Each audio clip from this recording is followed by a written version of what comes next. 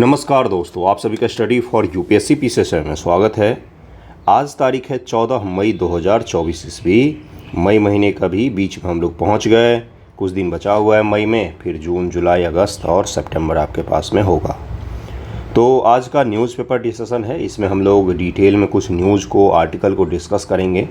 काफ़ी डिटेल होता है वीडियो, तो इसलिए थोड़ा सा अंत तक देखा करनी, और एमसीक्यू जब आप करेंगे तो आपको ये सब चीज़ें मदद करेंगी। अगर आप पीडीएफ को रिवाइज़ भी करते हैं तो पीडीएफ अलग से अवेलेबल नहीं है। कोई भी आप आंसर राइटिंग का ज्वाइन करते हैं तो उसमें आपको पीडीएफ मिलता ही है, तो आप ज्वाइन कर सकते हैं। यूट्यूब पर भी आप एस्पिरेंट का ज्वाइन कर सकते हैं, वहाँ पर भी आपको पीडीएफ मिल जाएगा। ओके।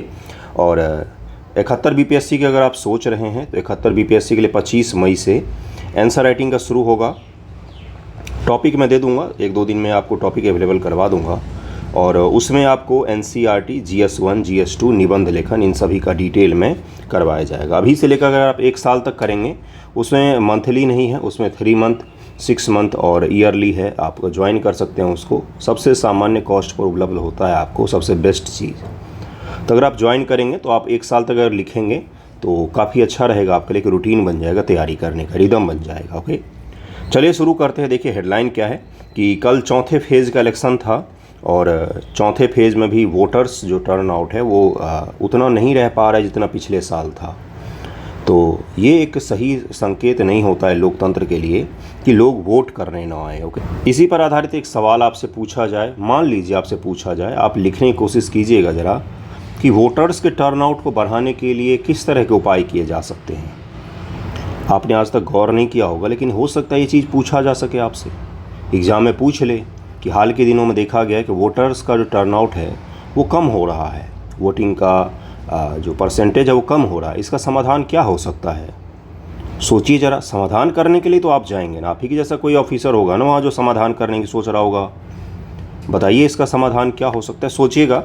देखिए और क्या न्यूज़ है आज है कि भाई कल मुंबई में आपने देखा होगा न्यूज़ वगैरह में कि काफ़ी बड़े स्तर पर सैंड स्टॉर्म, रेतीली तूफान आई, जो दिल्ली में भी कुछ दिन पहले आया था, कल मुंबई में आया, जिसमें एक आदमी की मृत्यु हो गई और कई सारे लोग घायल हो गए हैं। होल्डिंग जो होते हैं बड़े वाले, वो गिर गया था दरअसल में। कंस्ट्रक्शन के साइट वगैरह पर भी काफ़ी तबाही हुई, बहुत सारी चीज़ कोलैप्स कर गया। अचानक सडन बहुत तेज़ तूफान था, तो उसके कारण से कुछ नुकसान हुआ है। बाकी तो पॉलिटिकल न्यूज़ है हेडलाइन में। हम लोग चलते हैं WTO, भारत के गन्ना को लेकर से जो सब्सिडरी है उसको लेकर क्वेश्चन कर रहा है, उसको समझते हैं। उसके अलावा और भी जो इंपॉर्टेंट टॉपिक हैं उसको एक एक करके डिस्कस करते हैं। ओके, ये रहा। अगर आपको 70 बीपीएससी के लिए ज्वाइन करना हो तो आप व्हाट्सएप या टेलीग्राम पर मैसेज कर सकते हैं, आपको मैं ऐड कर दूंगा। व्हाट्सएप पर कॉल मत कीजिएगा, कॉल रिसीव नहीं हो पाता है। आप टेलीग्राम पर या व्हाट्सएप पर मैसेज कीजिए, इंस्टाग्राम पर भी कर सकते हैं। डिस्क्रिप्शन में सारे ID आपको मिल जाएंगे एक ही जगह पर, कहीं पर भी आप मुझे मैसेज करेंगे मैं आपको ऐड कर दूंगा। ओके, चलिए देखते हैं आज का आर्टिकल क्या है टॉपिक। तो WTO स्क्रूटनी के तहत भारत की गन्ना सब्सिडी। देखिए दरअसल में वर्ल्ड ट्रेड ऑर्गेनाइजेशन जो है, इसका काम है कि दुनिया भर में जो ट्रेड उसको सफलता से संचालित होते रहना। और क्या करता है WTO, तो देखना कि कोई भी देश सब्सिडरी के माध्यम से किसी भी व्यापारिक प्रथा को नुकसान तो नहीं पहुंचा रहे हैं, बहुत ज़्यादा सब्सिडरी देकर सस्ता सामान बेचकर बाकी देशों को कंपटीशन से तो नहीं निकाल रहे हैं। ये सब काम करना किसका है, तो WTO का काम है। WTO पहले गैट नामक संस्था थी, जो बाद में WTO में तब्दील हो गई। कब हुई है ये आप मुझे बता देंगे। देखिए क्या है कि चर्चा में क्यों है। हाल ही में अमेरिका और ऑस्ट्रेलिया ने तर्क दिया कि भारत अपने किसानों को विश्व व्यापार संगठन के कृषि समझौतों में निर्धारित सीमा से अधिक गन्ना सब्सिडी दे रहा है। इन देशों ने इसे वैश्विक मानदंड का उल्लंघन बताया, जो वैश्विक व्यापार को विकृत कर सकता है। किसने? ऑस्ट्रेलिया और अमेरिका ने। पश्चिमी देश और अमेरिका को हमेशा हमारे ट्रेड और सब्सिडी से दिक्कत रही है, इसके कारण से उसने WTO में आरोप लगाया। कृषि पर WTO का समझौता AOA क्या है, इसको जरा समझते हैं। एग्रीकल्चर पर जो आपका समझौता है, विश्व व्यापार संगठन द्वारा स्थापित एक अंतर्राष्ट्रीय संधि है, अंतर्राष्ट्रीय स्तर की संधि है। टैरिफ और व्यापार का सामान्य समझौता GATT के उरुग्वे दौरे के इस पर बातचीत की गई थी। 1 जनवरी 1995 को WTO का स्थापना के साथ यह लागू हुआ था। बता ही दिया मैंने WTO का स्थापना कब हुआ था, उसी के साथ में ये जो कृषि पर सब्सिडी को लेकर समझौता है ये भी लागू हो गया था। उद्देश्य क्या है? AAO का उद्देश्य व्यापार बाधाओं को दूर करना। AAO का मतलब होता है एग्रीकल्चर पर समझौता। ओके, पारदर्शी बाजार पहुंच एवं वैश्विक बाजार को एकीकरण को बढ़ावा देना है। दुनिया भर के जो बाजार हैं उनको एकीकृत करना है। एओ का लक्ष्य एक निष्पक्ष व बाजार उन्मुख कृषि व्यापार प्रणाली स्थापित करना है। बाजार उन्मुख का तात्पर्य होता है कि बाजार के लिए सही व्यवस्था को स्थापित करना। ओके, यह अपने देश में कृषि सहायता सुरक्षा में पर्याप्त प्रगतिशील कटौती प्रदान करने के लिए सभी WTO सदस्यों पर लागू नियमों को निर्धारित करता है कि आप अपने देश में किस प्रकार से कृषि सहायता वगैरह दे सकते हैं, किस हद तक दे सकते हैं, उसके पश्चात नहीं दे सकते। जैसे भारत में चलता है ना गारंटी MSP, तो या गारंटी सब्सिडी की तरह जो अलग अलग चीज़ें चलती है उसको लेकर WTO में फिर हमें जवाब देना पड़ जाता है। इसलिए सरकार को बड़ा ही सोच समझकर इस तरह में कदम उठाना पड़ता है। AO के 3 स्तंभ हैं। घरेलू समर्थन, यह घरेलू सब्सिडी में कटौती का आह्वान करता है जो मुक्त व्यापार और उचित मूल्य को विकृत कर सकता है। इस प्रावधान के तहत विकसित देशों द्वारा समर्थन के समग्र मापन को 6 वर्ष की अवधि में 20% और विकासशील देशों द्वारा 10 वर्षों की अवधि में 13% कम किया जाना इसमें शामिल है। इसके तहत सब्सिडी को blue box, green box, amber box subsidy में वर्गीकृत किया जाता है। अब ये क्या है भाई, ब्लू बॉक्स, एम्बर बॉक्स और ये जो ग्रीन बॉक्स है, तो दरअसल WTO के तहत में सब्सिडी के लिए अलग अलग मानदंड निर्धारित किए गए हैं। उन्हीं मानदंडों को नाम दे दिया गया है ग्रीन बॉक्स, एम्बर बॉक्स और आपका ब्लू बॉक्स। ओके, अगला पॉइंट क्या है कि बाजार पहुंच। WTO में वस्तुओं के लिए बाजार पहुंच का मतलब उन शर्तों, टैरिफ व गैर टैरिफ उपायों से है जिन पर सदस्यों द्वारा अपने बाजार में विशिष्ट वस्तुओं प्रवेश के लिए सहमति व्यक्त की जाती है। कोई भी जो सदस्य है वो अपने बाजार में किसी सामान को प्रवेश करने देगा, इसके लिए जो नियम कानून कायदे हैं वो है WTO में निर्धारित किया जाता है। बाजार पहुंच के लिए आवश्यक है कि स्वतंत्र व्यापार की अनुमति देने के लिए अलग अलग देशों द्वारा निर्धारित टैरिफ जैसे सीमा शुल्क में उत्तरोत्तर कटौती की जाए। इसके लिए देशों को गैर टैरिफ बाधाओं को दूर करने, उन्हें टैरिफ शुल्क में बदलने की भी आवश्यकता होती है। टैरिफ का तात्पर्य होता है जैसे मान लीजिए चीन से कोई सामान आ रहा है, आज ये टॉपिक भी करेंगे हम लोग। एक चीज़ का ध्यान रखिएगा, पिछले कुछ वर्षों से, पिछले 2 से 3 वर्षों से USA हमारा टॉप ट्रेड पार्टनर था। ध्यान से सुनिएगा, अमेरिका हमारा टॉप ट्रेड पार्टनर था और ये PT में भी पूछा गया है कि हमारा दुनिया में सबसे बड़ा ट्रेड पार्टनर कौन है, तो अमेरिका था। लेकिन अभी अमेरिका को पछाड़कर चीन हमारा फिर से सबसे बड़ा ट्रेड पार्टनर बन गया है। ये वेरी वेरी इंपॉर्टेंट आपका फैक्ट है PT के रिगार्डिंग, इसको ध्यान रखिएगा। कल के पेपर में था कि चीन हमारा सबसे बड़ा ट्रेड पार्टनर बन गया। इतनी बार बोल रहा हूँ, उसका कुछ मतलब होगा। हमारा USA और चीन के ट्रेड पार्टनर बनने में अंतर है। USA के साथ जब हम व्यापार करते हैं तो हमारा व्यापार सरप्लस में होता है, क्योंकि हम US को निर्यात ज़्यादा करते हैं, आयात कम करते हैं। लेकिन चीन के साथ हमारा जो व्यापार होता है उसमें हमेशा व्यापार घाटा रहता है, और व्यापार घाटा हमारा बढ़ गया है बहुत ज़्यादा। क्यों? क्योंकि चीन के साथ हम आयात ज़्यादा करते हैं, निर्यात चीन को कम कर पाते हैं। चीन हमारे मुकाबले मैन्युफैक्चरिंग सेक्टर में बहुत ज़्यादा मजबूत है। USA को हम कृषि उत्पाद या गाड़ी या फिर बहुत सारे सामान बेचकर हम USA से व्यापार में सरप्लस में रहते हैं, लेकिन चीन में हमेशा हमारा व्यापार घाटा रहता है। अभी हमारा वर्तमान में सबसे बड़ा ट्रेड पार्टनर चीन है। ओके, तो टैरिफ मैं समझा रहा था। टैरिफ दरअसल में क्या होता है, जैसे चीन के साथ हमारा व्यापार घाटा बहुत ज़्यादा बढ़ गया है, उसके कारण से हमारे जो घरेलू निर्माता हैं उनको नुकसान पहुंच रहा है। तो चीन से आने वाले सामान पर हमने बोला कि 10% आपको ज़्यादा टैरिफ देना पड़ेगा। तो जब चीन से कोई सामान 100 रुपये का आ रहा था तब वो भारत में 110 रुपये का बिकेगा, क्योंकि उस पर 10% एक्स्ट्रा हमने टैरिफ लगा दिया। इतना सामान्य भाषा में समझने की कोशिश कीजिएगा, इतना भी ध्यान में रखेंगे तो आपका कॉन्सेप्ट क्लियर रहेगा। अगला देखिए क्या है, बाजार पहुंच के लिए आवश्यक है स्वतंत्र व्यापार की अनुमति देने के लिए, ये तो बता ही दिया मैंने आपको। निर्यात सब्सिडी, किसी के इनपुट पर सब्सिडी। अगर हम इनपुट पर ही किसी किसान को सब्सिडी दे देंगे तो जब वो बाजार में सामान आएगा तो सस्ता होगा, तो सस्ता उसका निर्यात होगा। सस्ता निर्यात होगा तो किसी भी देश में सस्ता में बिकेगा। सस्ता में बिकने से क्या होगा, उस देश के सामान को नुकसान पहुंच सकता है या दुनिया की ट्रेड व्यवस्था को नुकसान पहुंच सकता है। ओके, देखिए यही वहाँ पर लिखा हुआ है कि सस्ता बनाना, इनपुट सब्सिडी, निर्यात को सस्ता बनाना या निर्यात के लिए अन्य प्रोत्साहन जैसे आयात शुल्क में छूट आदि को निर्यात सब्सिडी के अंतर्गत शामिल किया जाता है। इसका परिणाम स्वरूप अन्य देशों में अत्यधिक सब्सिडी वाले और सस्ते उत्पादों की डंपिंग हो सकती है। अन्य देशों को घरेलू कृषि क्षेत्र को नुकसान पहुंच सकता है। जैसे अब यहीं पर रुक जाइए, RCEP रीजनल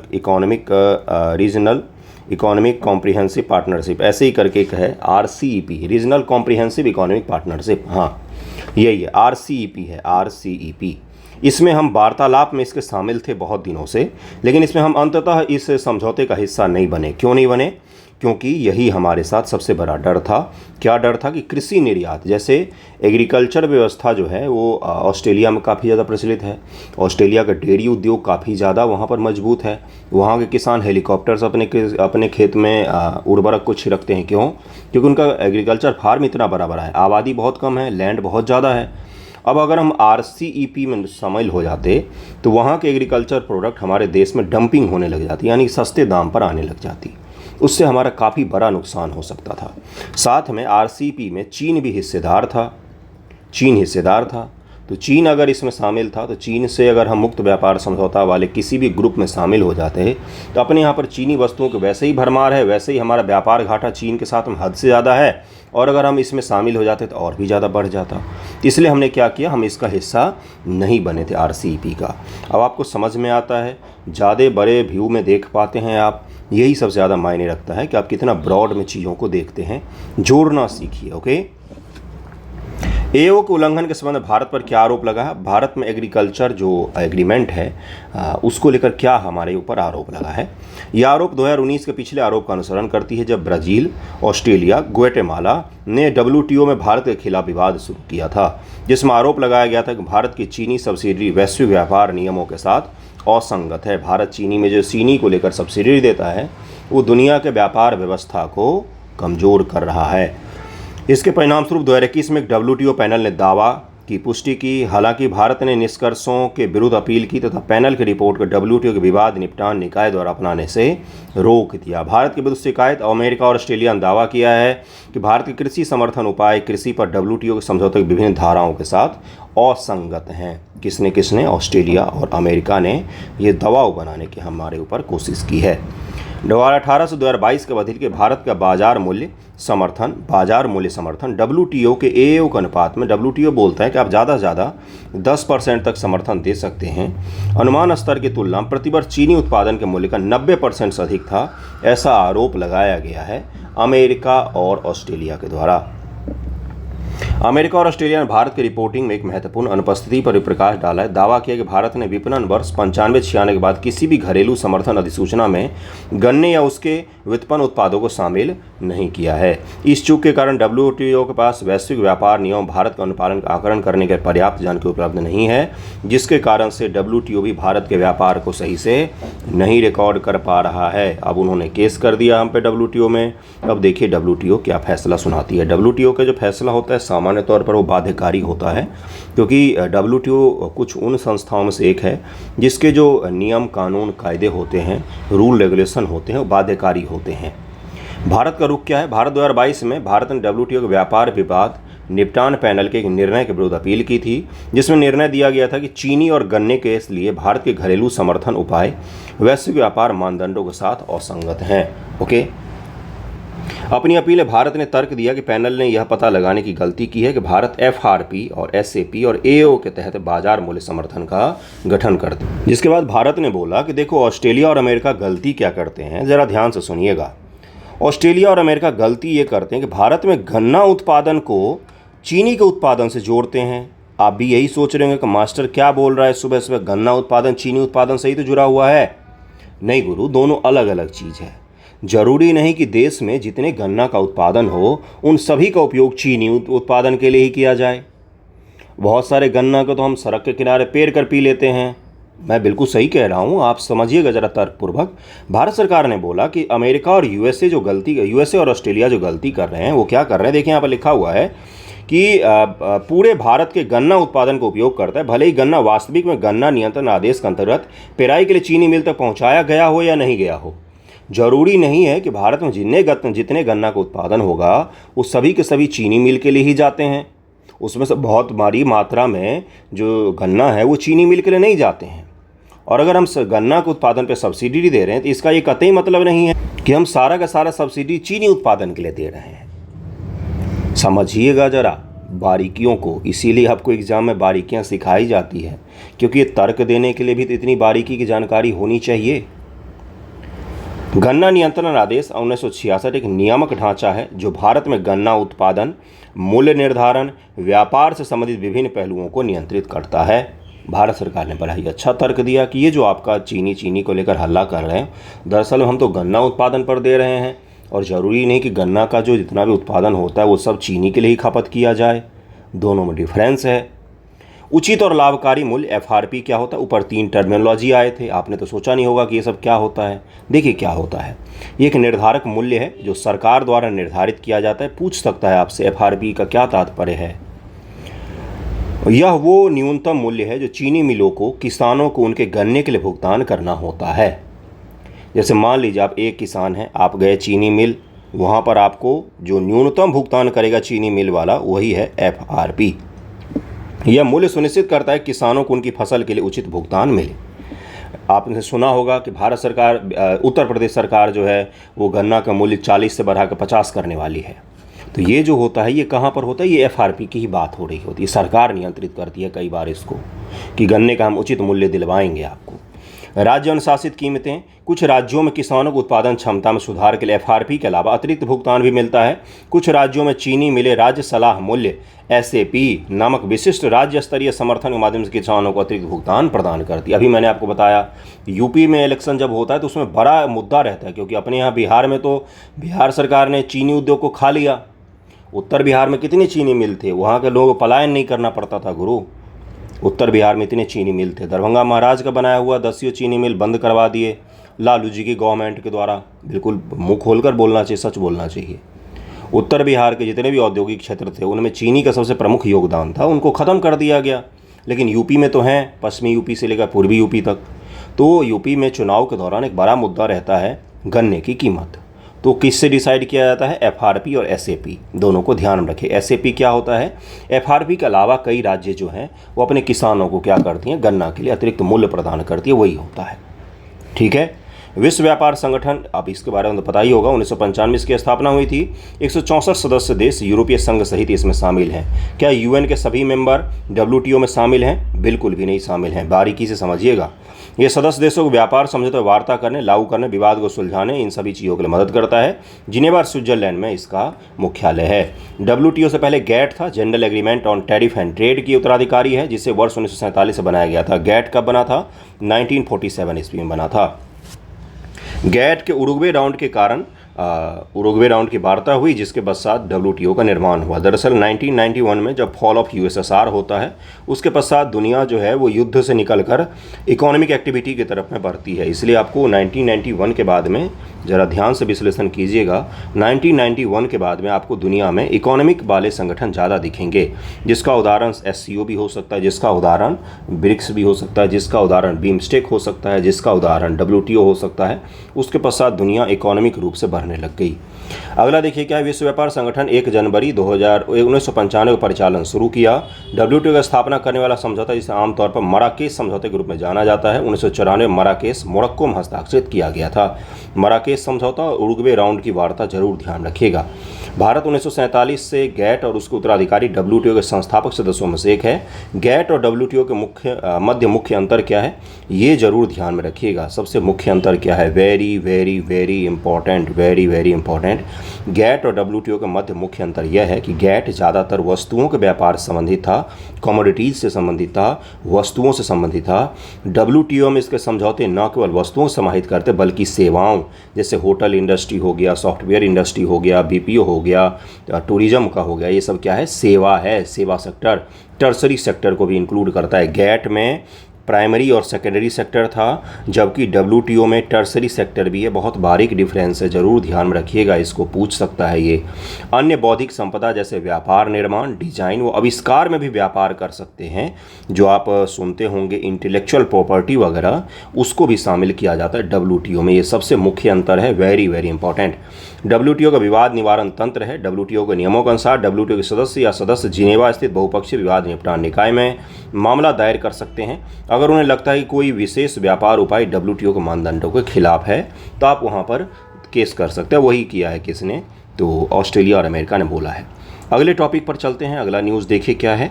अगला न्यूज़ है कि भारत में मालदीव के विदेश मंत्री महोदय आए थे भारत की यात्रा पर। भारत और मालदीव का संबंध चीन समर्थित सरकार के कारण मालदीव में जो सरकार है जिसने नारा दिया था इंडिया आउट, लेकिन इंडिया के 50 मिलियन डॉलर से उनको कोई खास नुकसान नहीं होता है, वो उसको एंजॉय करते हैं, बस इंडिया आउट। अगर इंडिया आउट है तो उसका पैसा क्यों नहीं आउट है भाई। चलिए कोई बात नहीं, देखिए क्या है कि भारत ने मालदीव को 50 मिलियन ट्रेजरी बिल के तहत में उसको मदद दिया है कि भाई सरकार सही से चलाओ। इसके साथ साथ मालदीव को आईएमएफ ने, इंटरनेशनल मॉनेटरी फंड ने इसको चेतावनी दी है कि चीन से हद से ज़्यादा लोन ले रहे हैं आप डिफ़ॉल्ट के कारागार पर पहुंच सकते हैं, कागार पर, और अगर आपने सही इकोनॉमिक पॉलिसी को नहीं अपनाया तो ये आपके लिए काफ़ी नुकसानदेह हो सकता है। गवर्नमेंट टू गवर्नमेंट एग्रीमेंट करने की बात की गई है। उसके अलावा उन्होंने बोला है कि हम कोऑपरेट भी करेंगे, और ये भी बोला है कि भारत से हमें क्या चाहिए, तो हमें भारत से टूरिस्ट लोग भी चाहिए, जिसके लिए भारत में जगह जगह पर रोड शो ऑर्गेनाइज करवाएंगे मालदीव की गवर्नमेंट। भारत में भी एक इंडिया आउट का नारा इन्होंने लगाया था मालदीव इलेक्शन के दौरान। अब भारत से इनको क्या चाहिए, पर्यटन चाहिए। भारत के लोगों को भी जवाब देना चाहिए, उन्होंने दिया भी पहले। इनकी मानसिकता तो हम देख ही चुके हैं, जब प्रधानमंत्री मोदी जी लक्षद्वीप गए थे, आपको याद होगा कितना विवाद हो गया था। और खैर चलिए आगे बढ़ते हैं। तो ये बस एक न्यूज़ के तौर पर ध्यान रखिएगा। अगला न्यूज़ देखिए क्या, एक चीज़ और है, छोटा सा इसमें फैक्ट है, वो भी ध्यान रखिएगा। ये जो गवर्नमेंट ट्रेजरी बिल होता है, भारत सरकार बजट में, आपने सुना होगा, बजट ये प्रावधान के तहत में अपने आस पड़ोस के देशों में देती है, जैसे नेपाल, भूटान को सबसे ज़्यादा मिलता है। भूटान के साथ हमारे संबंधी बहुत अच्छे हैं, मालदीव, श्रीलंका, इन सभी। एसबीआई के थ्रू इसको भारत सरकार किसको देगी, तो मालदीव को देगी। ये इंटरेस्ट फ्री होता है, जीरो कॉस्ट होता है। भारत सरकार जीरो कॉस्ट इंटरेस्ट फ्री जो मदद है वो देती है। उसी में से एक मदद किसको दे रही है, तो मालदीव को दे रही है।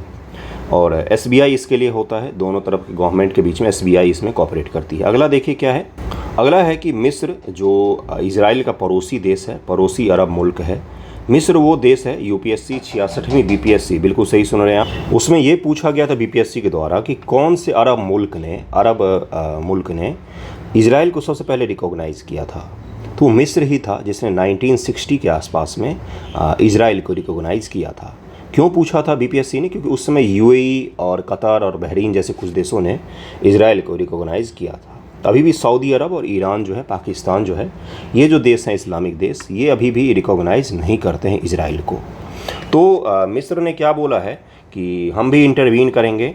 जो साउथ अफ्रीका ने किस पर, तो आईसीजे में, इंटरनेशनल क्रिमिनल जस्टिस कोर्ट है, उसमें इजराइल पर केस किया हुआ है, जीनोसाइड का केस किया हुआ है। इसमें मिस्र ने बोला है कि हम भी इस पर इंटरवीन करेंगे और हम मदद करेंगे साउथ अफ्रीका का। और ये चीज़ क्यों हो रहा है, क्योंकि दरअसल मिस्र के साथ में इजराइल के संबंध नॉर्मल थे, विवाद शुरू होने से पहले। वॉर भी हो चुका है इनके बीच में, लेकिन फिर भी संबंध अच्छे माने जाते थे। लेकिन जब से इजराइल ने बोला है कि हम रफ़ाह जो छोटा सा एक शहर है इजराइल के गजा पट्टी के बिल्कुल सौदर्न हिस्से में है ये, और वहाँ से मिस्र की सीमा बहुत नज़दीक है, तो हम रफ़ाह के ऑपरेशन शुरू करने वाले हैं। अमेरिका ने भी इजराइल को बोला है कि आप मत कीजिए ये चीज़, क्योंकि रफ़ाह में भारी तबाही की संभावना बनती है, बहुत सारे लोगों की मृत्यु हो सकती है। तो जिसके पश्चात मिस्र ने भी बोला है कि हम भी क्या करेंगे, आप पर जीनोसाइड का केस जो चल रहा है उसमें हम इंटरवीन करके मदद करेंगे, ताकि इस केस को और भी ज़्यादा मजबूत किया जा सके। इसके अलावा फ़िलिस्तीन को और यूएन में परमानेंट मेंबरशिप के लिए एक प्रस्ताव लाया गया था, जिस पर भारत ने उसके समर्थन में मतदान किया था, जबकि इजराइल के जो वहाँ पर प्रतिनिधि थे उन्होंने उस प्रस्ताव के पेपर को फाड़ कर फेंक दिया था यूनाइटेड नेशन में ही। तो ये सब विवाद चल रहा है। हम लोग ज़रा जीनोसाइड को समझते हैं, यूएन का कौन सा इस पर समझौता है उसको ज़रा डिटेल में समझते, बार बार रिवाइज करते हैं। यूएन से एक सवाल की गारंटी होती है आपके पीटी एग्जामिनेशन में, तो उसको डिटेल में समझिए, क्योंकि वहाँ से पूछा जा सकता है। देखिए क्या है वो समझौता और क्या है ये केस, फिर आईसीजे क्या है, इसको भी ज़रा समझते हैं। ओके, दक्षिण अफ्रीका ने, पता ही होगा, इंटरनेशनल कोर्ट ऑफ जस्टिस में इजराइल के विरुद्ध कानूनी कार्रवाई शुरू की। अपने आवेदन में दक्षिण अफ्रीका ने तर्क दिया था कि गाजा पट्टी में सैन्य अभियान के तहत नरसंहार का अपराध जो है उसको कर रहा है। वॉर के भी नियम होते हैं, ये हम लोगों से ज़्यादा अच्छा कौन समझ सकता है। महाभारत का युद्ध याद कीजिए, अगर आपने सीरियल देखा होगा तो महाभारत शुरू होने से पहले दोनों पक्ष के सेनापतियों ने बैठकर नियम बनाए थे। बाद में उन नियमों की धज्जी भले ही उड़ गई, लेकिन वॉर के भी नियम होते, आज भी नियम होते हैं वॉर के। तो वॉर भी नियम कानून से लड़ा जाता है, अगर उसका उल्लंघन होता है तो वो किस में आता है, वॉर क्राइम के तहत में आता है। रोक दमन और दंड पर अंतर्राष्ट्रीय convention, international convention on the prevention of punishment of the crime of genocide, जिसे जेनोसाइड कन्वेंशन के रूप में जाना जाता है, का उल्लंघन किया है, ये साउथ अफ्रीका ने आरोप लगाया था। ये क्या होता है, ये डेफिनेशन आपसे पीटी एग्जामिनेशन में पूछा जा सकता है। यूएन के अनुसार नरसंहार किसी विशेष जातीय, नस्लीय, धार्मिक या राष्ट्रीय समूह का मनसापूर्ण और व्यवस्थित तरीके से किए जाने वाला विनाश है, डिस्ट्रक्शन है। मनसापूर्ण इसमें शब्द जुड़ा हुआ है। हमारी जो यूएनएचआरसी की बॉडी है, हमारी कौन सी है, NHRC, national human right council, इसका जो मान्यता है वो उसको स्थगन कर दिया गया है। उस न्यूज़ को भी आज हम लोग देखेंगे। मानवाधिकार से जुड़ा हुआ है वो भी, इसलिए मैंने चर्चा किया। बाकी जेनोसाइड ये सब चीज़ हम लोगों से, भारत से जुड़ा हुआ नहीं है। भारत ने कभी भी इस तरह के कोई भी कृत्य गलत नहीं किए। यह विनाश विभिन्न तरीक़ों से हो सकता है, जिसमें सामूहिक हत्या, जबरन स्थानांतरण, कठोर जीवन दशाओं को लागू करना, जिसके परिणामस्वरूप व्यापक रूप से मृत्यु होती है। संयुक्त राष्ट्र के अनुसार नरसंहार का अपराध 2 मुख्य तत्व शामिल हैं। मानसिक तत्व, मेंटल एलिमेंट, किसी राष्ट्रीय, जातीय, नस्लीय, धार्मिक समूह को पूर्णतः या आंशिक रूप से नष्ट करने की मंशा, जैसे म्यांमार में रोहिंग्याओं के साथ में हुआ था। भौतिक तत्व, इसमें निम्नलिखित शामिल हैं: किसी समूह के सदस्यों की हत्या करना, नुकसान पहुंचाना, शारीरिक रूप से किसी भी तरह से जीवन के कठोर दशाएं थोपना, बिना भोजन, बिना पानी के रहने के लिए मजबूर करना, ये सब के सब जीनोसाइड में ही आते हैं। डेफिनेशन सही से ध्यान में रखिएगा, आपसे पूछा जा सकता है। जीनोसाइड कन्वेंशन क्या है, अब यहाँ से आपके मेंस में सवाल बन सकता है। हॉट टॉपिक है इस बार के आपके 70 बीपीएससी मेंस के लिए। नरसंहार के अपराध की रोकथाम, दंड पर कन्वेंशन अंतर्राष्ट्रीय कानून का एक साधन है। इससे पहली बार नरसंहार के अपराध को संहिताबद्ध किया गया था, कोड बनाया गया था, अलग अलग कानूनों को जोड़कर एक कोड बनाया गया था।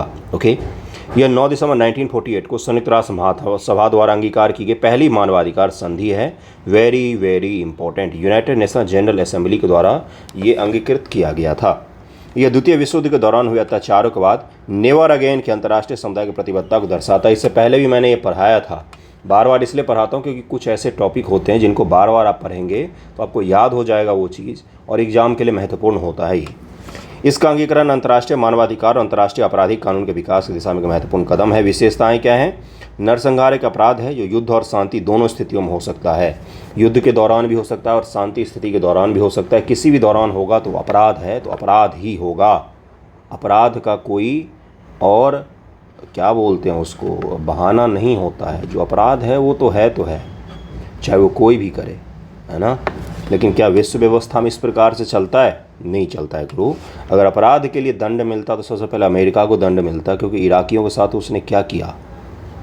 कोई कारण था? कोई कारण नहीं था, बस वो तेल का युद्ध था, व्यापारिक युद्ध था।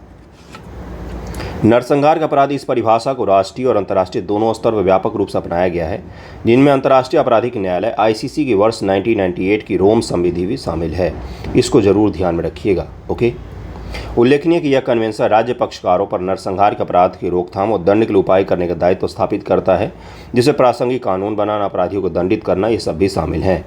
इसके अलावा चाहे संवैधानिक रूप से उत्तरदायी शासक हो, सार्वजनिक अधिकारी हो या निजी व्यक्ति हो, सभी के लिए इसमें दंड बनाया गया है कि अगर आपके यहाँ पर इस तरह का चीज़ हो रहा है, कोई भी कर रहा है, तो उसको दंड देना पड़ेगा आपको। इस दायित्व को नरसंहार की कृत्य की रोकथाम करने के अलावा अंतर्राष्ट्रीय प्रथागत कानून मानदंडों के रूप में भी देखा गया। इसलिए यह सभी राज्यों पर बाध्यकारी है। ये बाध्यकारी है, इसको लागू ही करना पड़ेगा, आपको लागू ही करना पड़ेगा। भारत ने इस कन्वेंशन की पुष्टि की हुई है। ये स्टेटमेंट आपको मिल सकता है एग्जामिनेशन में कि ये जो जेनोसाइड कन्वेंशन है, क्या भारत ने इसकी पुष्टि की हुई है? बिल्कुल पुष्टि की हुई है। भारत इसका हस्ताक्षरकर्ता देश है। भारत में इस तरह के कृत्य नहीं हो सकते हैं। अगर भारत में होता है, शांति काल में, युद्ध काल में, या भारत के द्वारा होता है, तो ये अपराध होगा। ओके, अंतर्राष्ट्रीय समुदाय, बहुत सारे सदस्यों ने इस पर समर्थन किया था, बहुत सारे देशों ने इस पर मौन रखा।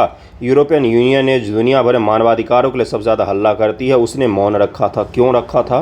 क्योंकि इजराइल के साथ करीबी है, बस यही कारण है एकमात्र मौन रखने का। ब्रिटेन और फ्रांस ने इस पर विरोध किया कि भाई ऐसा नहीं होना चाहिए। अब देखिए, ICJ और ICC में अंतर दिखा देता हूँ, इंटरनेशनल क्रिमिनल कोर्ट और इंटरनेशनल कोर्ट ऑफ जस्टिस। इसकी स्थापना 1945 में हुई है। इंटरनेशनल क्रिमिनल कोर्ट 2002 में स्थापित हुआ है। UN relation highest court of UN है ICJ, international criminal court of justice जो है ये UN का कोर्ट है, यूनाइटेड नेशन का है। जबकि ICC ये जो है ये UN का पार्ट नहीं है।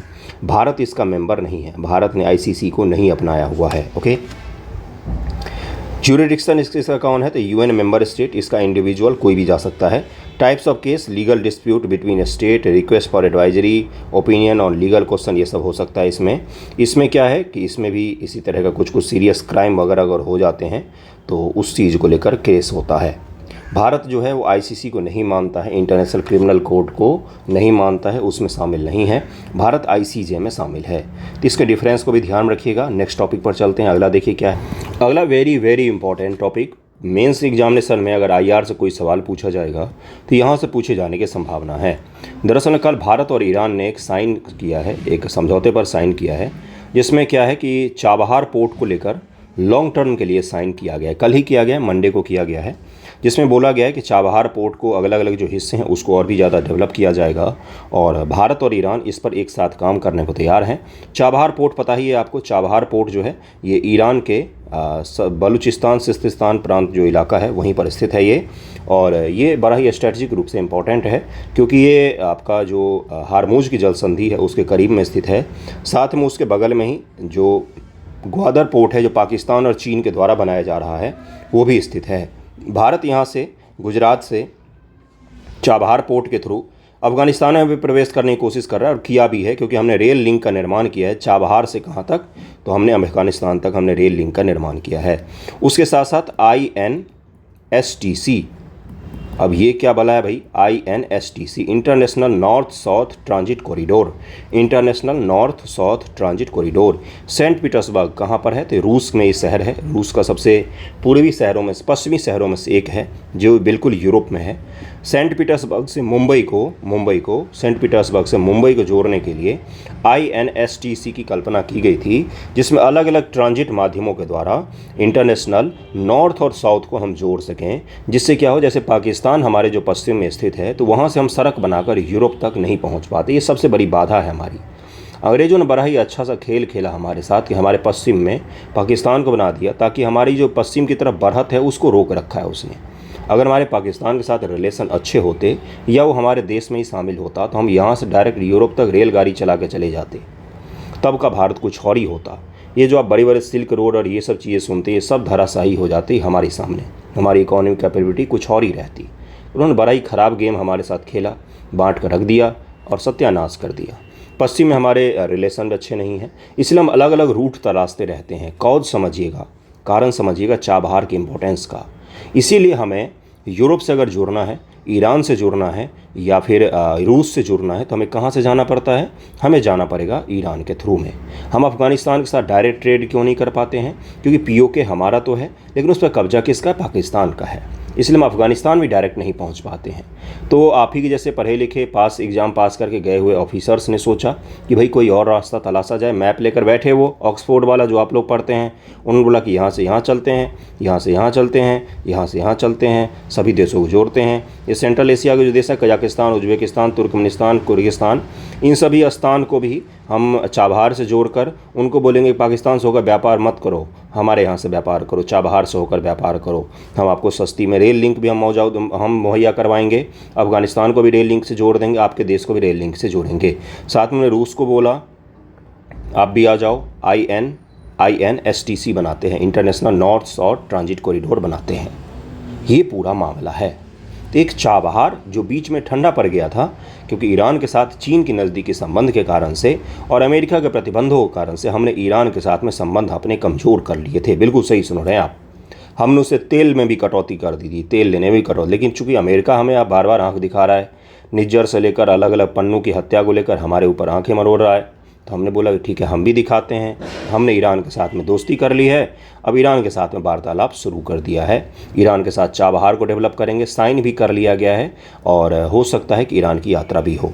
तो ये पूरा है मामला, इसको थोड़ा सा और डिटेल में समझते हैं और देखते हैं कि क्या क्या इसमें और संभावनाएं हैं, कहाँ पर है लोकेशन, हर चीज़ को डिटेल में समझते हैं। ओके, चाबहार बंदरगाह आपको पता ही होगा कहाँ पर है, ओमान की खाड़ी पर स्थित है, पाकिस्तान के ग्वादर बंगाल से मात्र 72 किलोमीटर दूर है, मात्र 72 किलोमीटर दूर है, मतलब अगल बगल में है बिल्कुल। चीन द्वारा विकसित है ग्वादर, और चाबहार भारत और ईरान का समर्थित है। देखिए यहाँ पर ये है ग्वादर पोर्ट और ये है आपका कौन सा, तो चाबहार पोर्ट, और यहाँ है कांडला है गुजरात में, और यहाँ पर है मुंबई। तो यहाँ से कुछ ही घंटों की दूरी पर है ये। यहाँ से हम गेहूँ लेकर गए थे और अफ़गानिस्तान को हमने गेहूँ दिया था। देखिए रेल लिंक है, ये रेल लिंक है। अब इसी को हम कहाँ से जोड़ने की कोशिश कर रहे हैं, INSTC, ये कहाँ पर है, तो ये हम जोड़ेंगे कहाँ से, तो रूस से जोड़ेंगे, सेंट पीटर्सबर्ग टू मुंबई, ध्यान में रखना, ये INSTC सेंट पीटर्सबर्ग से मुंबई पूछ लेगा आपसे एग्ज़ाम में, ठीक है। अन्य तथ्य, यह एकमात्र ईरानी बंदरगाह है जिसकी हिंद महासागर तक सीधी पहुंच है। इसमें 2 अलग अलग बंदरगाह हैं जिसका नाम शाहिद बेहिश्ती और शाहिद कलंतरी है। शाहिद बेहिश्ती और शाहिद कलंतरी हाल ही में चर्चा में रही। क्या है ये? अमीर खुसरो की बुक है, अकबर के द्वारा लिखी, अकबर की जीवनी है, औरंगजेब के कानून है, क्या है ये? चाबहार बंदरगाह है। चाबहार बंदरगाह के अलग अलग हिस्से का नाम है शाहिदी बेहिश्ती और शाहिदी कलंतरी। सवाल इस तरह से फ्रेम किए जा सकते हैं। अफगानिस्तान, ईरान, भारत ने चाबहार बंदरगाह को विकसित करने, वर्ष 2016 में एक त्रिपक्षीय परिवहन और परागमन गलियारा स्थापित करने के लिए त्रिपक्षीय समझौता पर हस्ताक्षर किया। भारत के संदर्भ में संपर्क ये भारत के अफगानिस्तान, मध्य एशियाई राज्यों से कनेक्टिविटी बढ़ाने की महत्वपूर्ण योजना है। चीन और पाकिस्तान के प्रति उत्तर भी माना जाता है। अफगानिस्तान मध्य एशिया के साथ व्यापार के लिए एक अस्थायी विकल्प मार्ग खोलता है, क्योंकि पाकिस्तान मुख्य मार्ग में बाधाएं उत्पन्न करता है। देखिए, पाकिस्तान और इंडिया का कभी ध्यान से समझा कीजिए, हिंदू मुसलमान के चीज़ों को छोड़कर भी, पढ़े लिखे लोगों जैसे, अगर हमारी इकोनॉमिक कैपेबिलिटी जो है वो यूरोपियन यूनियन जैसे ही हम एक रहते, तो यकीन मानिए यूरोपियन यूनियन को हम रोज़ बिठाकर खाना खिलाते यहाँ पर, क्योंकि हमारे अंदर, दोनों देशों के अंदर पोटेंशियल इतना ज़्यादा है। भारत का पंजाब, जिसको 2 भागों में बांट दिया गया, जो पाकिस्तान में चला गया और भारत में है, अगर वो पंजाब एक रहता तो पूरे दुनिया को हम बिठाकर खाना खिला सकते हैं। इतनी ज़्यादा पोटेंशियल है, इतना ज़्यादा इकोनॉमिक रूप से हमारे पास में पोटेंशियल का मतलब होता क्षमता है। लेकिन उसको बांट दिया गया और बांट करके लड़ाई भी लगाई गई, झगड़ा करवाया गया, हथियार बेचना है उनको। समझिएगा इस चीज़ को। अगर भारत पाकिस्तान के बीच में शांति समझौता हो जाए कि हम 100 वर्षों तक शांति में रहेंगे, एक भी चीज़ को लेकर विवाद नहीं करेंगे, कश्मीर मुद्दा को 100 वर्षों तक के लिए, अगर कोई मुद्दा है ही नहीं, अगर मुद्दा है भी तो उसको हम भूल जाते, चर्चा ही नहीं करेंगे, आतंकवाद नहीं होगा, यकीन मानिए 100 वर्षों में हम दुनिया के सबसे उन्नत क्षेत्रों में से एक होंगे, क्योंकि अपने यहाँ पर पोटेंशियल है, किसी भी चीज़ की कमी नहीं है। लेकिन हम अगर एक हुए, हम अगर शांति में रहे, तो बहुत सारे दुनिया की कंपनियां बंद हो जाएंगी, रक्षा से जुड़े हुए, डिफेंस से जुड़े हुए बहुत सारे दुनिया के जो गेम प्लेयर्स हैं उनका गेम बंद हो जाएगा। तो ये एक सबसे बड़ा मुद्दा है, ठीक है, समझिएगा इस चीज़ को। तो जिसके कारण से भारत के पश्चिम में हम डेवलप नहीं कर पाते हैं, हम पूरब में चले जाते हैं, ईस्ट की तरफ देखो। हमने कभी ये क्यों नहीं बोला वेस्ट की तरफ देखो? क्योंकि हम देख ही नहीं सकते हैं, उधर देखने का जगह ही नहीं है, पूरा दीवार बना हुआ है। चीन और पाकिस्तान चीन पाक आर्थिक गलियारा के ग्वादर बंदरगाह के माध्यम से आर्थिक एवं व्यापार सहयोग बढ़ाने का प्रयास कर रहे हैं। पाकिस्तान चीन के बीच बेल्ट एंड रोड इनिशिएटिव का भी हिस्सा है। इंडो पैसिफिक रणनीति का एक भाग है। चाबहार बंदरगाह भारत की इंडो पैसिफिक रणनीति का प्रमुख भाग है, जिसे हिंद महासागर क्षेत्र के साथ यूरेशिया भी शामिल है। अफगानिस्तान के संदर्भ में भी काफ़ी महत्वपूर्ण है। अफगानिस्तान तक हमारी डायरेक्ट पहुंच के लिए काफ़ी महत्वपूर्ण है ये। मध्य एशिया, कजाकिस्तान, उज्बेकिस्तान, ये सब जो लैंड लॉक्ड कंट्रियां हैं, जिनकी समुद्र तक सीधी पहुंच नहीं है, उन सबको हम बोलेंगे कि हम रेल लिंक कनेक्ट करते हैं। आप सब आ जाओ, कहाँ पर? तो डायरेक्ट आ जाओ चाबहार में। अंतर्राष्ट्रीय उत्तर दक्षिण परिवहन गलियारा INSTC सदस्य देशों के बीच परिवहन को बढ़ावा देने के उद्देश्य से ईरान, रूस और भारत द्वारा सेंट पीटर्सबर्ग में 12 सितंबर 2000 को स्थापित किया गया बहु मॉडल था ये। इसमें 11 नए सदस्यों को भी शामिल किया गया है। देखिए कितने सारे सदस्य हैं। यह माल परिवहन के लिए जहाज, रेल, सड़क मार्ग से 7200 किलोमीटर लंबे पूरा रूट है, जिसमें सड़क और पानी दोनों रूट शामिल है। भारत और रूस के बीच परिवहन लागत 30% कम करना, 40 दिनों के से अधिक कम करना, मतलब कि समय और परिवहन लागत दोनों को कम करना था। यह कॉरिडोर इस्लामिक गणराज्य ईरान के माध्यम से हिंद महासागर और फारस की खाड़ी को कैस्पियन सागर जोड़ता हुआ रूसी संघ तक पहुंचता है। यहाँ से ईरान गए, ईरान से कैस्पियन महासागर में उतरे। कैस्पियन जो सी है, कैस्पियन सी के सदस्य आस पड़ोस के बाउंड्री वाले कंट्री का नाम आप मुझे बताएंगे। ओके, तो यहाँ से हम यहाँ पहुँचे, यहाँ से रूस गए, फिर ऐसे ऐसे घूम घूम के यहाँ तक आ सकते हैं। पूरे यूरोप को हम घेर सकते हैं, अरेबियन पेनिनसुला को घेर सकते हैं। यही है INSTC, इसको ज़रा ध्यान रखिएगा। अगले न्यूज़ पर चलते। अगला न्यूज़ है ये, कल मैंने आपको बताया था, उसी में एक शब्द है जीनो ट्रांसप्लांटेशन। इसको ज़रा समझेंगे। ये रिचर्ड स्लेमैन है, 62 ईयर के हैं। इनमें किडनी लगाई गई थी सुअर का, और इससे पहले जेनेटिकली मॉडिफाइड सुअर की किडनी, इससे पहले सुअर का दिल भी एक आदमी प्रत्यारोपित किया गया था अमेरिका में ही। ये एक्सपेरिमेंट हो रहे हैं, किसके लिए हो रहे हैं गुरु? इनकी मृत्यु भले ही हो गई, लेकिन अगर ये सफल हो जाता तो कितने सारे दुनिया में ऐसे लोग हैं जिनका किडनी खराब हो जाता, उनका ऑपरेशन हो सकता था। तो साइंस के लिए इन्होंने योगदान दिया है, तो इनकी मृत्यु हो गई। तो ये शब्द जो है जीनो ट्रांसप्लांटेशन, ये आपसे पूछा जा सकता है एग्जाम में कि हाल ही में चर्चा में रहा जीनो ट्रांसप्लांटेशन शब्द किससे जुड़ा हुआ है। तो इसको जरा समझते हैं, उसके पश्चात अगले न्यूज़ पर चलेंगे। देखिए लिखा हुआ, पशु से मानव प्रत्यारोपण जीनो ट्रांसप्लांटेशन होता है। मानव में अमानवीय मनुष्य के अलावा किसी अन्य ऊतक या अंगों का प्रत्यारोपण शामिल होता है। मानव के अलावा मानव में किसी भी और चीज़ का, सूअर के दिल का इंसान में पहला सफल प्रत्यारोपण था लेकिन उनकी मृत्यु हो गई, और जो किडनी होता उसका भी सफल प्रत्यारोपण हुआ था लेकिन उनकी मृत्यु हो गई। जीन एडिटिंग से गुजरने वाले सूअर के दिल का उपयोग उसकी कोशिकाओं को में सूअर को हटाने के लिए किया गया था। उस अंग अस्वीकरण हेतु उत्तरदायी होता है। देखिए जीन को हमने मॉडिफाई किया, जिसमें हमने देखा कि जो सूअर वाला जीन था उसको मैंने हटा दिया हमने, और सोचा कि अब ये स्वीकार कर लेगा हमारा शरीर, लेकिन मानव शरीर ने उसको स्वीकार नहीं किया था।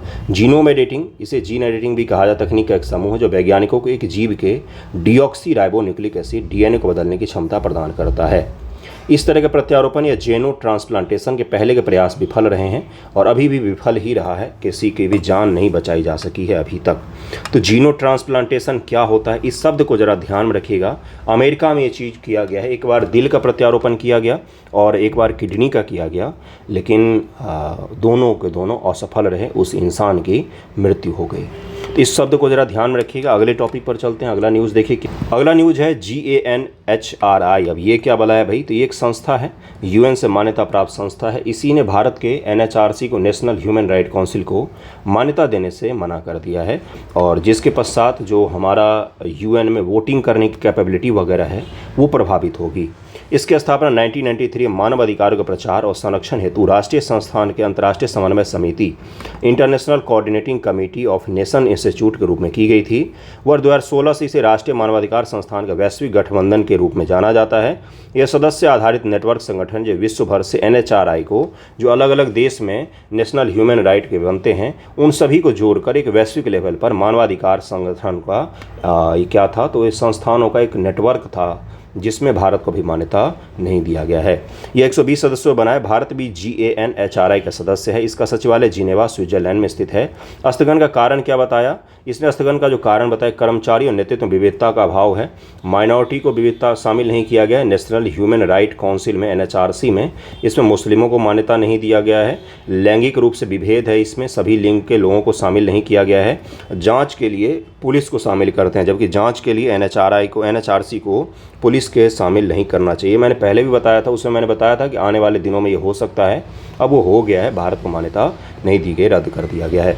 मानवाधिकार के उल्लंघन की जांच या पुलिस को शामिल करना, नागरिक समाज के साथ अनुचित सहयोग। GANHRI ने कहा कि NHRC अपने जनादेश को पूरा करने, विशेष रूप से हाशिए पर स्थित समुदाय, धार्मिक अल्पसंख्यक, मानवाधिकार के संरक्षण के अधिकारियों की रक्षा करने बार बार विफल रहा है।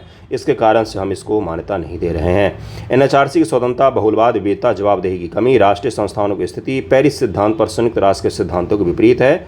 इसीलिए NHRC को सुधार करना पड़ेगा, तब जाके हम इसको दे देंगे। पेरिस सिद्धांत और स्थिति। संयुक्त राष्ट्र के पेरिस सिद्धांत संयुक्त राष्ट्र द्वारा 1993 में अपनाया गया। महासभा अंतर्राष्ट्रीय मानदंड प्रदान करती है जिसके आधार पर राष्ट्रीय मानवाधिकार संस्थान को मान्यता दी जा सकती है, लेकिन वो नहीं दी गई। पेरिस सिद्धांतों के 6 मुख्य मानदंड निर्धारित किए गए हैं जिन्हें NHRI को पूरा करना होता है। जनादेश और क्षमता, जनादेश और क्षमता आपके अंदर होना चाहिए। सरकार से स्वायत्त होना चाहिए, इसलिए कई बार बात उठता है कि NHRC को संवैधानिक बॉडी बना देना चाहिए। अभी ये संवैधानिक बॉडी नहीं है, ये असंवैधानिक है, संविधान में इसका कोई आर्टिकल नहीं है। एक संविधि गैर संवैधानिक बोलते हैं, असंवैधानिक नहीं, गैर संवैधानिक। एक संविधि या संविधान द्वारा गारंटीकृत स्वतंत्र है, स्वतंत्र होना चाहिए, बहुलवाद होना चाहिए, विविधता होनी चाहिए, इसके सदस्यों में, मेंबर में विविधता होनी चाहिए। ऐसा नहीं होना चाहिए कि एक ही धर्म के, एक ही लिंग के, एक ही तरह के सारे लोग भरे पड़े हैं। विविधता नहीं होती है तो सोचने समझने की शक्ति सीमित हो जाती है, चीज़ों को देखने की शक्ति सीमित हो जाती है। अगर एक ही तरह के लोग के बीच में आप रह रहे हैं तो आपकी सोच एक ही जैसी स्थिर रहेगी। जब तक आप डाइवर्सिटी को नहीं अपनाएंगे, सोच डायनामिक नहीं होता है। GNHRI विभिन्न क्षेत्रों में 16 मानवाधिकार एजेंसियों से बना समूह है जिसे पेरिस सिद्धांतों का पालन करने के लिए उच्चतम रेटिंग A प्राप्त है। इसे प्रत्येक क्षेत्र से 4 एजेंसियां अमेरिका, यूरोप, अफ्रीका और एशिया प्रशांत शामिल हैं। A रेटिंग जिन्हें मानवाधिकार के मुद्दों पर GANHRI HRI और संयुक्त राष्ट्र के काम में शामिल होने का अवसर देती है।